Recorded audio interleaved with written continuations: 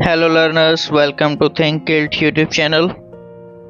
Learners हमारे पास video जो चल रहा है सॉरी लेक्चर का जो टॉपिक चल रहा है that is oral language as foundation of reading and writing. इससे पहले वीडियो के अंदर हम ओरल लैंग्वेज को डिस्कस कर चुके हैं। ओरल लैंग्वेज क्या है, उसके फीचर्स क्या हैं, और इस वीडियो के अंदर हम एक्सप्लोर करने वाले हैं oral language as the foundation of reading. अच्छा, oral language as the foundation of reading की अगर हम बात करते हैं तो oral language as the foundation of reading से हमारे पास ये मतलब है कि ओरल लैंग्वेज जो हमारे पास है उसको हम किस तरह से यूज़ कर रहे हैं for purpose of reading development. Reading को डेवलप करने में ओरल लैंग्वेज का रोल क्या है, ओरल लैंग्वेज किस तरह से सपोर्ट करती है रीडिंग की डेवलपमेंट को। सो उसके अंदर हम कुछ पॉइंट्स देखने वाले हैं यहाँ पे। अच्छा, उन पॉइंट्स के अंदर हमारे पास द वेरी फर्स्ट थिंग जो हमारे पास है दैट इज़ फनेमिक अवेयरनेस। अच्छा, ओरल लैंग्वेज के थ्रू हमारे पास फनेमिक अवेयरनेस आ जाती है, हमारे पास साउंड्स की अवेयरनेस आ जाती है, recognising and manipulating sounds and words. ठीक है, यहाँ पे बात की गई है हम साउंड्स को रिकॉग्नाइज करते हैं, वर्ड्स को और साउंड्स को जो है मैनिपुलेट मीन्स कि उनको यूज़ करते हैं, साउंड स्ट्रक्चर्स की, साउंड यूनिट्स की और साउंड पैटर्न्स की अगर बात करते हैं उनकी क्लैरिटी आ जाती है हमारे पास ओरल लैंग्वेज के थ्रू। सो ये जो हमारे पास फनेमिक अवेयरनेस है जो बाद में हमें जो है वो रीडिंग के अंदर हेल्प करती है।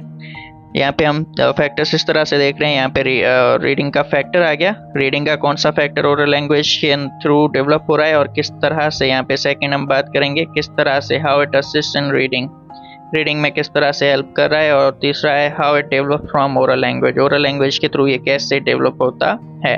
सो तीन फैक्टर्स देखेंगे हर एक फैक्टर का। ओके, सबसे पहले हमने बात कर ली फनेमिक अवेयरनेस की। यहाँ से फनेमिक अवेयरनेस में हम साउंड्स की बात कर रहे हैं। रीडिंग का फर्स्ट कंपोनेंट है फनेमिक अवेयरनेस जो ओरल लैंग्वेज के थ्रू डेवलप होता है। साउंड्स को रिकॉग्नाइज करना, साउंड्स को यूज़ करना हम सीखते हैं। ओरल लैंग्वेज से ये किस तरह से डेवलप हो रहा है। ओरल लैंग्वेज में हम राइमिंग का यूज़ करते हैं, राइम्स हैं, डिफरेंट साउंड गेम्स प्ले करते हैं, और हमारे पास लिसनिंग एक्टिविटीज़ जो भी हम करा रहे होते हैं। सो वो सारी जो भी लिसनिंग एक्टिविटीज़ होती हैं, जो राइम्स हैं, राइमिंग पोइम्स की अगर हम बात करते हैं, बच्चे पोइम्स एक्सप्लोर कर रहे होते हैं यूट्यूब पे, तो वहाँ से वो साउंड सुन रहे होते हैं, या कोई बात कर रहा है उनके आसपास उसको वो सुन रहे होते हैं, तो वो बेसिकली साउंड्स को गेन कर रहे होते हैं, साउंड्स को अक्वायर कर रहे होते हैं। साउंड नॉलेज वो अवेलेबल होती है बच्चों के लिए। सो उन साउंड जो भी वो साउंड नॉलेज है वो लेटर रीडिंग के अंदर यूज़ होगी हमारे पास। अच्छा, उसके बाद अगर नंबर 2 पे बात करते हैं वोकैबुलरी ग्रोथ। ओरल लैंग्वेज के थ्रू हमारे पास वर्ड पावर भी बिल्ड होता है, और वर्ड पावर के साथ साथ हम उन वर्ड्स की मीनिंग को जो है वो कॉन्टेक्स्ट लेवल पे, टेक्स्ट लेवल पे, बेसिक हर लेवल से जो है वो मीनिंग को समझते हैं। वर्ड इंडिविजुअल वर्ड्स क्या मीनिंग दे रहे हैं, फ्रेजेस क्या मीनिंग दे रहे हैं, फिगरेटिव लैंग्वेज क्या मीनिंग दे रही है, और साथ ही साथ इडियम्स जो वो किस तरह से मीनिंग दे रहे हैं। सो ये सारी एक क्लैरिटी हमारे पास बिल्ड होती है यहाँ पे। और वोकैबुलरी, इसका भी हमारे पास इम्पोर्टेंट रोल है रीडिंग में। वोकैबुलरी जितनी स्ट्रांग होगी उतना ही हम बेटर तरीके से अंडरस्टैंड कर पाएंगे, कॉम्प्रिहेंशन हमारी अच्छी होगी। रीडिंग कॉम्प्रिहेंशन की बात करें तो वो अच्छी होगी। ओरल लैंग्वेज के थ्रू ये कैसे डेवलप हो रही है वोकैबुलरी, हम कन्वर्जेशंस करते हैं, तो कन्वर्जेशंस करते हैं, हमारे पास जो भी पर्सन्स हैं वो न्यू वर्ड्स यूज़ करते रहते हैं। ठीक है, लो फ्रीक्वेंसी वर्ड्स यूज़ करते रहते हैं। सो वो लो फ्रीक्वेंसी वर्ड्स जो हैं वो हम गेन करते हैं, वहाँ से हम सुनते हैं, और वो हमारी वोकैब का पार्ट हो जाता है, वर्ड कलेक्शन का पार्ट हो जाता है। सो कन्वर्जेशंस के थ्रू हमारे पास वोकैबुलरी डेवलप हो रही है ओरल लैंग्वेज में। हम जब करते हैं कन्वर्जेशन, स्टोरी टेलिंग की बात की, स्टोरीज हम सुनते हैं, ये हमारे पास एक नॉर्मल चीज़ है। बच्चे जो हैं उनको स्टोरीज सुनाई जाती हैं बहुत ज़्यादा, ठीक है, उनको पसंद भी होती हैं, और ये हमारे पास एक नॉर्मल एक्टिविटी होती भी है स्टोरी टेलिंग। सो ओरल लैंग्वेज में ही होती है हमारे पास स्टोरी टेलिंग। सो वहाँ से भी जो है वो वोकैबुलरी डेवलप करते हैं हम, और डिस्कशंस होती हैं। सो डिस्कशंस के थ्रू भी जो है वो बच्चे अपनी वोकैबुलरी डेवलप करते हैं, जो कि बाद में उनकी रीडिंग कॉम्प्रिहेंशन के अंदर हेल्पफुल होगी। उसके बाद नंबर 3 पे अगर बात करते हैं साउंड लेटर मैपिंग। अच्छा, यहाँ पे लेटर साउंड रिलेशनशिप्स की बात हो रही है, फोनिक्स की बात हो रही है कि फोनिक्स की अंडरस्टैंडिंग क्लियर होती है। यहाँ पे साउंड्स को जो है वो रिटन लैंग्वेज के साथ कनेक्ट किया जाता है, साउंड्स क्लियर होते हैं, उन साउंड्स को जो है वो बताया जाता है कि ये स्पेसिफिक साउंड है, ये स्पेसिफिक साउंड इस लेटर से रिलेट करता है।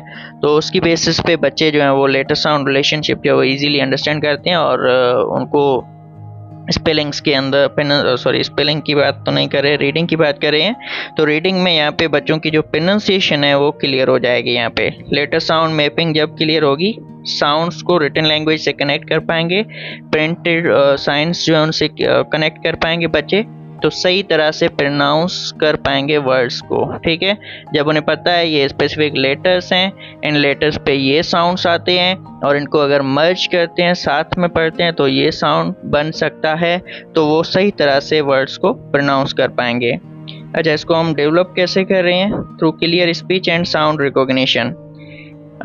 हम जब भी बच्चों को पढ़ा रहे होते हैं, लेटर्स की बात करते हैं, तो लेटर्स हम दिखाते भी हैं बच्चों को, और वो दिखाने के बाद हम क्लियरली वो साउंड्स पढ़ के बताते हैं उन्हें। ठीक है, एज अ टीचर हम साउंड पहले लिखते हैं, सामने बच्चों के सामने लिखते हैं, ये एक लेटर है, इस लेटर पे ये साउंड आ जाता है, और वो साउंड हम क्लियरली बता रहे होते हैं। सो क्लियरिटी के साथ जब हम साउंड्स बताते हैं, वो उन साउंड्स को रिकॉग्नाइज करते हैं, उस लेटर की शेप को रिकॉग्नाइज करते हैं, और इसी के थ्रू उनकी लेटर साउंड मैपिंग जो है वो डेवलप होती है, जो बाद में वो बच्चे जो हैं वो रीडिंग के अंदर यूटिलाइज करेंगे। सो ये भी हमारे पास एक चीज़ आ जाती है, लेटर साउंड मैपिंग। उसके बाद नंबर 4 फैक्टर है हमारे पास लिसनिंग कॉम्प्रिहेंशन। अच्छा, हमारे पास कॉम्प्रिहेंशन का भी रोल होता है। कॉम्प्रिहेंशन अल्टीमेट पर्पस है हमारा, रीडिंग का मेन पर्पस है। ओरिजिनल पर्पस की बात करते हैं तो वो है, रीडिंग के अंदर क्या बोल रहा है जी यहाँ पे, making sense of spoken and written messages. Comprehension से हमारे पास क्या मतलब है कि हमारे पास जो भी रिटन मैसेजेस दिए गए हैं, जो भी बातें की गई हैं टेक्स्ट के अंदर, हम उनका सेंस निकालें, वहाँ से मीनिंग जनरेट करें, उन चीज़ों को समझें, अंडरस्टैंड करें। सो ये हमारे पास रीडिंग में एक हमारा अल्टीमेट पर्पज़ ही यही है कि चीज़ों को समझें वहाँ से। सो ओरल लैंग्वेज के थ्रू ये कैसे डेवलप हो रही हैं? इंटरैक्टिव रीड अलाउड्स हम यूज़ करते हैं। ठीक है, इंटरैक्टिव रीड अलाउड्स, लाउडली रीड कराना बच्चों से। ओरल क्वेश्चनिंग का इस्तेमाल करते हैं। लाइक हमने टेक्स्ट पढ़ा लिया, टेक्स्ट पढ़ाने के बाद जो है वो हम बच्चों से क्वेश्चन कर रहे हैं, बच्चे आंसर दे रहे हैं। सो इसके थ्रू भी कॉम्प्रिहेंशन बिल्ड होती है, या कॉम्प्रिहेंशन हम असेस कर रहे होते हैं, या फिर कॉम्प्रिहेंशन जो भी है, लाइक चीज़ें जो हमने पढ़ाई हैं उनको एक्सप्लेन कर दिया। ठीक है, एक्सप्लेन कर लिया, पढ़ा लिया, पहले एक लाइन पढ़ा दी, लाइन पढ़ाने के बाद हमारा जो सोच, लाइक टीचर क्या मीनिंग क्या सोच रहा है, ठीक है, वो मीनिंग जो है वो बच्चों को बता रहा होता है रीड अलाउड्स के अंदर। सो ये सारी चीज़ें जो है वो फॉलो होती हैं, और ये ओरली होती है, और इनके थ्रू हमारी जो कॉम्प्रिहेंशन है वो कॉम्प्रिहेंशन बिल्ड होती है, अंडरस्टैंडिंग बिल्ड होती है। सो ये था नंबर 4 फैक्टर लिसनिंग का। सो यहाँ पे हम कॉम्प्रिहेंशन की बात कर रहे हैं। अच्छा, नंबर 5 पे थिंग है हमारे पास फ्लुएंसी। रीडिंग फ्लुएंसी डेवलप होती है। फ्लुएंसी से क्या मतलब है? हमारे पास एक्सप्रेशंस होने चाहिए, पेस होनी चाहिए, स्पीड सही नॉर्मल स्पीड जो है वो होनी चाहिए, और एक्यूरेसी होनी चाहिए, सही तरह से वर्ड प्रोनाउंसिएशन हो, और सही तरह से जो है चीज़ों को ऑर्गेनाइज करके पढ़ा जाए। सो फ्लुएंसी हमारे पास ये भी रीडिंग का इम्पोर्टेंट फैक्टर है, मेन कंपोनेंट है 5 कंपोनेंट्स में से। सो फ्लुएंसी भी हम ओरल लैंग्वेज के थ्रू डेवलप करते हैं। ओरल लैंग्वेज हमें बता दी है कि हम किस तरह से थॉट्स जो उनको पढ़ना है, एक्सप्रेस किस तरह से करना है। ठीक है, और अच्छा, ये हम ओरल लैंग्वेज के थ्रू डेवलप कैसे करें हैं? बाय हेयरिंग, सुनने के through. Hearing fluent speech and expressive story telling. हम मुख्तलिफ लोगों को बातें करते सुनते हैं, तो हमें आइडिया आ जाता है कि हमें आइडियाज़ को किस तरह से एक्सप्रेस करना है। और हम लोगों को देख रहे होते हैं कि वो जब बात कर रहे हैं तो बात करने का स्टाइल क्या है, वहाँ पे वो कहाँ पे स्लो हो रहे हैं। लाइक कोई इंपॉर्टेंट पॉइंट है तो वहाँ पे स्लोली और क्लियरली बात कर रहे होते हैं, ये हम कैच कर सकते हैं। या किस पॉइंट पे जो है वो जल्दी बोलना है, ठीक है, स्पीड ज़्यादा स्पीड के साथ बोलना है। सो ये सारी चीज़ें हम लोगों को सुनते हैं, वहाँ से देखते हैं, और उसके बेसिस पे डेवलप कर लेते हैं। सो स्पीचेस हम लोगों की सुनते हैं, उसके थ्रू हम एक्सप्रेशंस क्लियर कर लेते हैं, पेस क्लियर कर लेते हैं, और एक्यूरेसी भी हमारी उसके थ्रू बिल्ड होती है। या फिर एक्सप्रेसिव स्टोरी टेलिंग की बात की तो स्टोरी टेलिंग में भी हम इवेंट्स को डिस्क्राइब कर रहे होते हैं। स्टोरी टेलिंग हमारे पास क्या है, स्टोरी क्या है, सीक्वेंस के अंदर इवेंट्स को डिस्क्राइब किया जाता है। सो वहाँ पे भी हमारे पास एक क्लैरिटी आ जाती है कि हम कोहेरेंस के अंदर, एक प्रॉपर ऑर्डर के अंदर जो है वो चीज़ों को किस तरह से एक्सप्रेस कर सकते हैं। सो अगेन ये हमारे पास एक इम्पॉर्टेंट फैक्टर आ गया फ्लुएंसी रीडिंग का, जो भी ओरल लैंग्वेज के थ्रू डेवलप हो रहा है। देन नंबर 6 पे है हमारे पास नैरेटिव अंडरस्टैंडिंग। अच्छा, नैरेटिव अंडरस्टैंडिंग से हमारे पास मतलब ये होता है कि grasping story structure and sequencing. Story structure sequence के अंदर, जैसे मैंने अभी बात की, स्टोरी के अंदर क्या है, एक सीक्वेंस के अंदर, एक ऑर्डर के अंदर जो है वो चीज़ें बयान की गई होती हैं। सो स्टोरी टेलिंग की हम बात कर रहे हैं, स्ट्रक्चर की बात कर रहे हैं, या सीक्वेंस के अंदर बातें करने की हम बात कर रहे हैं, तो ये एक इम्पोर्टेंट फैक्टर है, ठीक है। और रीडिंग के अंदर भी हम इस चीज़ का यूज़ करते हैं। स्टोरी टेलिंग स्टोरीज जो है वो काफ़ी ज़्यादा यूज़ होती हैं।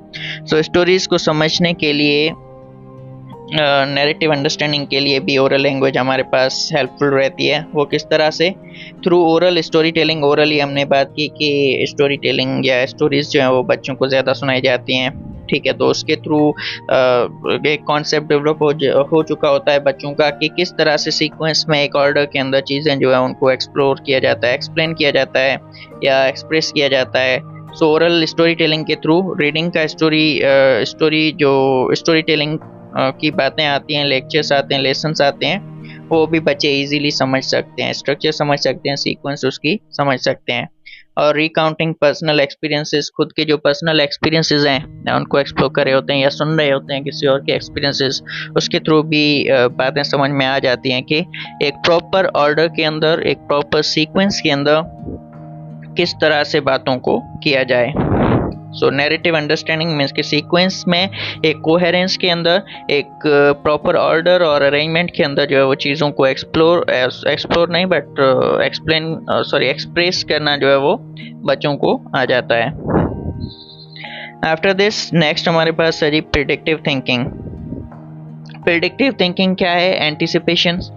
हम रीडिंग कर रहे हैं तो रीडिंग के दौरान हम ये हमारे पास एक रीडिंग के अंदर इसको हम यूज़ करते हैं कि रीडिंग के दौरान हम गैस कर रहे होते हैं कि अब आगे क्या होने वाला है, नेक्स्ट, व्हाट इज नेक्स्ट, आगे क्या है हमारे पास, ठीक है, what comes next in a text के अंदर आगे क्या आने वाला है। सो ये एक प्रिडिक्शंस जो भी हम करते हैं, प्रिडिक्टिव थिंकिंग हमारी जो है वो भी डेवलप होती है। अच्छा, ये किस तरह से डेवलप हो रही है ओरल लैंग्वेज में, यहाँ पे अगर देखते हैं, through making predictions during conversations and story talk.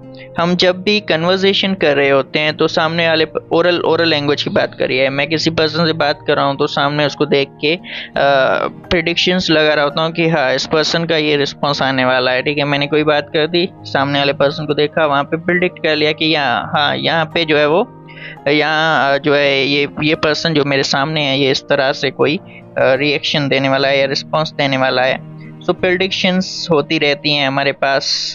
सो इससे हमारी प्रेडिक्टिव थिंकिंग डेवलप होती है, जो रीडिंग के अंदर भी बाद में यूज़ करते हैं हम।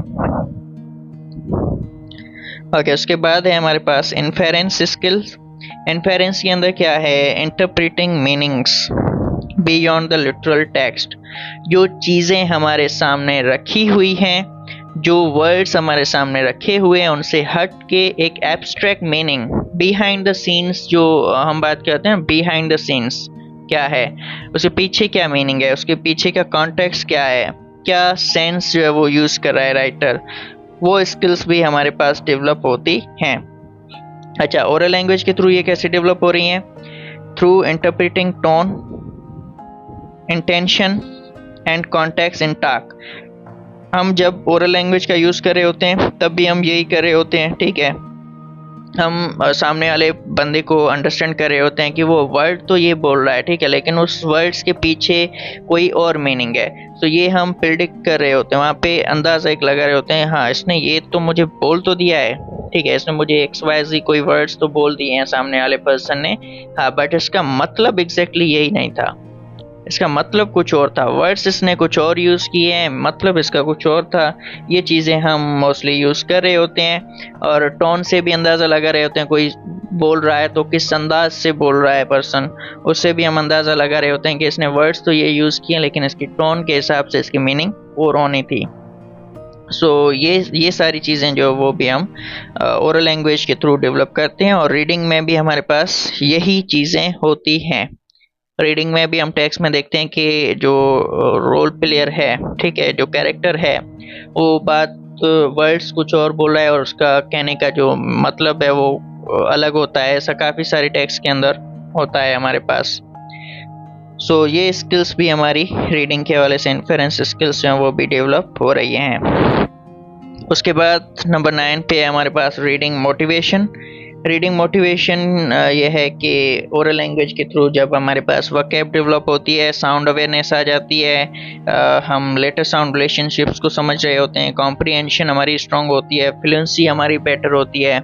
तो ये सब चीज़ें जब होती हैं तो कोई भी पर्सन जो है वो रीडिंग के अंदर इंटरेस्टेड होता है, मोटिवेटेड फील करता है, कॉन्फिडेंट होता है रीडिंग के अंदर। एक इंटरेस्ट जो है वो यहाँ पे इंक्रीज होता है रीडिंग में, और पर्सन जो है वो एंगेज रहता है रीडिंग के अंदर।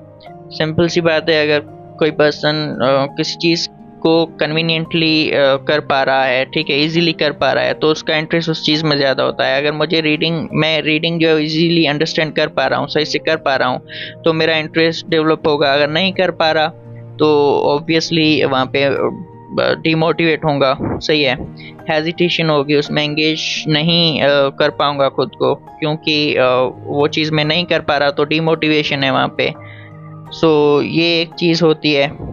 रीडिंग मोटिवेशन जो है वो भी बिल्ड होती है ओरल लैंग्वेज के थ्रू। जब हम स्टोरी शेयरिंग की बात करते हैं, यहाँ पे oral sharing of story sharing की बात करते हैं, बुक डिस्कशंस की बात करते हैं, तो वहाँ पे एक इंटरेस्ट डेवलप होता है। यार ये बंदा रीडिंग कर रहा है, इस रीडिंग में इसका जो लेवल है वो काफ़ी बढ़ गया, इसकी थिंकिंग स्किल्स, इसकी मतलब XYZ और भी बहुत सारे फीचर्स हैं। उनमें काफ़ी ज़्यादा इम्प्रूव दिखाई दे रहा है सामने वाला पर्सन। उसके बेसिस पे जो है वो हमारी भी रीडिंग मोटिवेशन बिल्ड होती है। और मोस्टली हमारे पास यही होता है, हम दूसरे बंदों को जब कॉन्फिडेंटली देखते हैं तो रीडिंग हम स्टार्ट करते हैं, और आहिस्ता आहिस्ता जब हमारी ओन कॉम्प्रिहेंशन बिल्ड होती है, अंडरस्टैंडिंग कर पा रहे होते हैं चीज़ों की, तो हम भी रीडिंग के लिए मोटिवेटेड होते हैं और इंटरेस्टेड फील करते हैं, एंगेज रहते हैं रीडिंग एक्टिविटीज़ के अंदर। ये था नंबर 9 रीडिंग मोटिवेशन। उसके बाद था नंबर 10 कल्चरल कॉन्टेक्स्ट। अच्छा, कल्चरल कॉन्टेक्स्ट के अंदर ये है कि comprehending text through prior knowledge, आपकी जो प्रीवियस नॉलेज है, आपकी जो बैकग्राउंड इन्फॉर्मेशन है, उसके बेसिस पे चीज़ों को समझना। और रीडिंग में हम यही करते हैं, हमारी जो भी एक्सपीरियंसेस हैं उन्हीं के बेसिस पे हम चीज़ों को समझते हैं, सोचते हैं। ओरल लैंग्वेज में ये कैसे डेवलप हो रही है? ओरल लैंग्वेज में हमारे पास कल्चरल टॉक्स होते रहते हैं, यहाँ पे कल्चरल टॉक्स, ठीक है, और ट्रेडिशंस की बात हो रही होती है, रवायतें जो भी हैं हमारे पास, और ओरल बैकग्राउंड नॉलेज जो भी है हमारे पास, ये सारी चीज़ें ओरल लैंग्वेज के अंदर हम डिस्कस कर रहे होते हैं। कल्चर से रिलेटेड चीज़ें, ट्रेडिशन से रिलेटेड चीज़ें, तो हमारी एक एक्सपीरियंस हो रहा होता है चीज़ों को समझने का। हम उस एक्सपीरियंस को यूज़ करके ही मीनिंग जनरेट कर रहे होते हैं रीडिंग के अंदर। ओके, यही हमारे पास थे कुछ features, reading factors, oral language किस तरह से डेवलप हो रही है। एक शॉर्ट रिवीजन ले तो फोनेमिक अवेयरनेस डेवलप हो रही है ओरल लैंग्वेज के थ्रू, वोकैबुलरी ग्रो हो रही है, साउंड लेटर मैपिंग हो रही है, लिसनिंग कॉम्प्रिहेंशन बिल्ड हो रही है, फ्लुएंसी बिल्ड हो रही है, नैरेटिव अंडरस्टैंडिंग यानी स्टोरी टाइप अंडरस्टैंडिंग और सीक्वेंस के अंदर चीज़ें बताना वो क्लियर हो रहा है, प्रेडिक्टिव थिंकिंग क्लियर हो रही है, इन्फेरेंस स्किल्स क्लियर हो रही है, रीडिंग मोटिवेशन क्लियर हो रही है, और कल्चरल कॉन्टेक्स्ट क्लियर हो रहा है। ये थे 10 फैक्टर्स जिनमें हमारे पास ओरल लैंग्वेज हेल्प कर रही है रीडिंग को डेवलप करने में। ओके, आज के वीडियो का टॉपिक यही था, oral language for reading development. Oral language का रोल क्या है रीडिंग डेवलपमेंट के अंदर। होपफुली चीज़ें अच्छे से कवर की होंगी, और इसलिए आपका कोई भी क्वेश्चन हो आप कमेंट सेक्शन के अंदर पूछ सकते हैं। I will try to answer your questions. And okay, आज के लिए इतना ही। Thank you and okay, thank you.